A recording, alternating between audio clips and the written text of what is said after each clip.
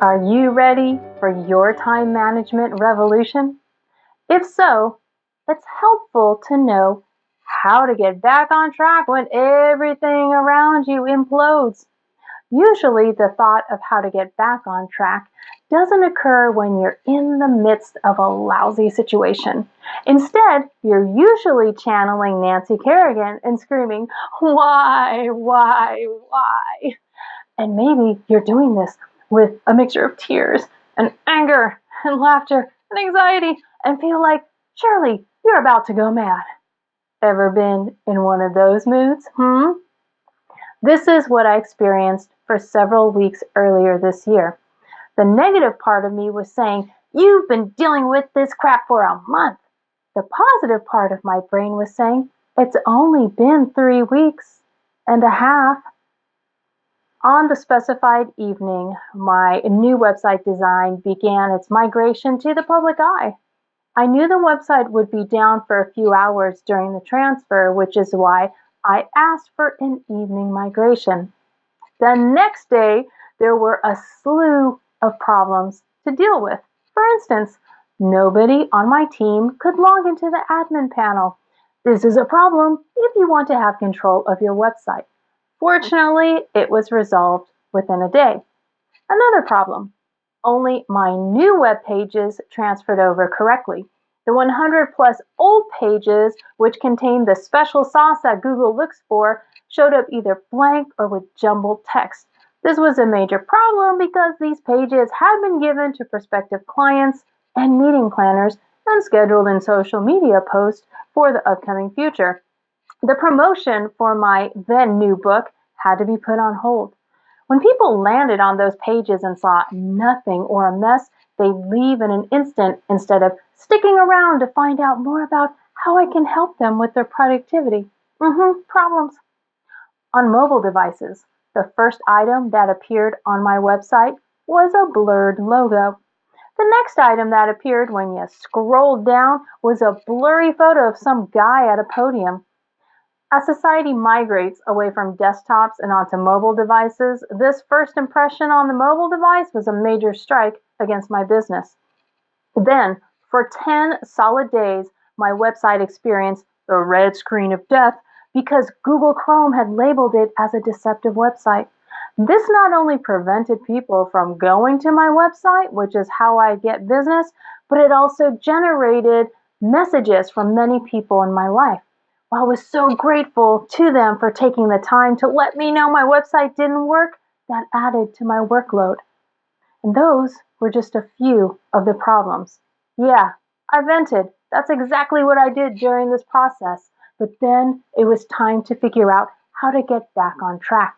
In this situation, getting back on track wasn't some one-time kumbaya session. It was something that needed to happen multiple times per day, which is how often I found out something else was wrong with my website.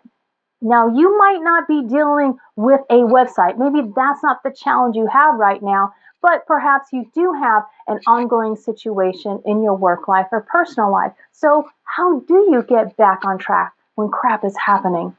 First, focus on the positive. I know it sounds cliche, but if you wallow in negativity, your mind won't get clear enough to figure out what next steps to take. The mental slowdown perpetuates when the negativity is allowed to win. The positive, using my website example, is that I learned new website building skills. And in my haste to rebuild missing pages, I finally learned to cut back on the verbiage, the text on the site, because society doesn't read much anyway. I was also reminded of all the good people in my life who cared to express their concern when they saw that red screen. Positivity helps. 2, cut off the source. If you can pinpoint the source of the problems, then you can deal with the cause instead of merely slapping band-aids on all of the symptoms.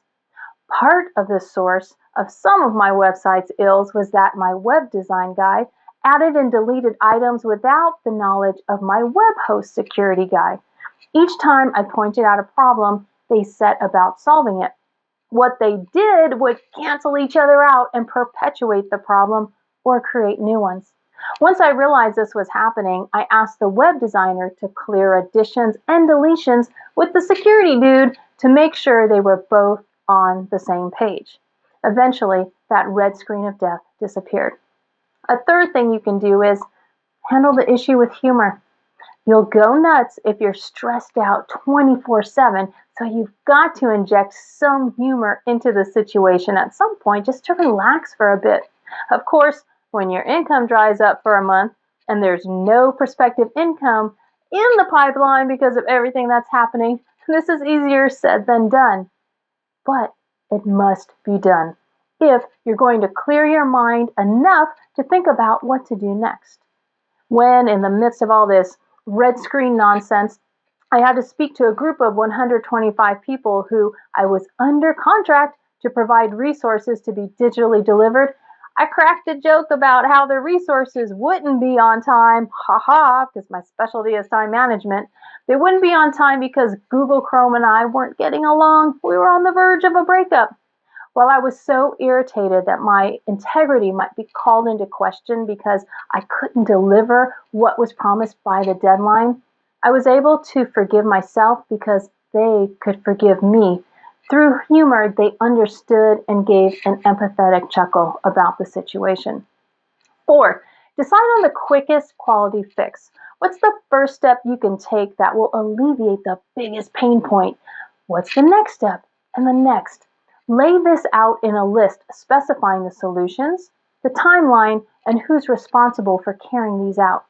I created a spreadsheet in Google Drive with a tab for each person who was involved. Each tab contained, in order of priority, the tasks that needed to be completed in order to get the website functioning.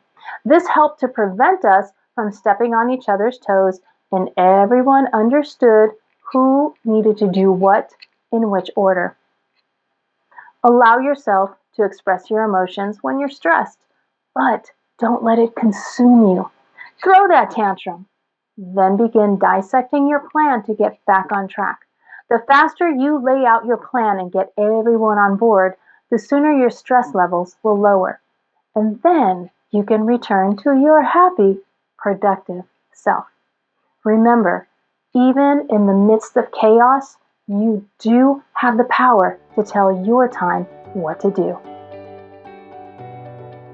Do you want more help with telling your time what to do? Visit theinefficiency.assassin.com.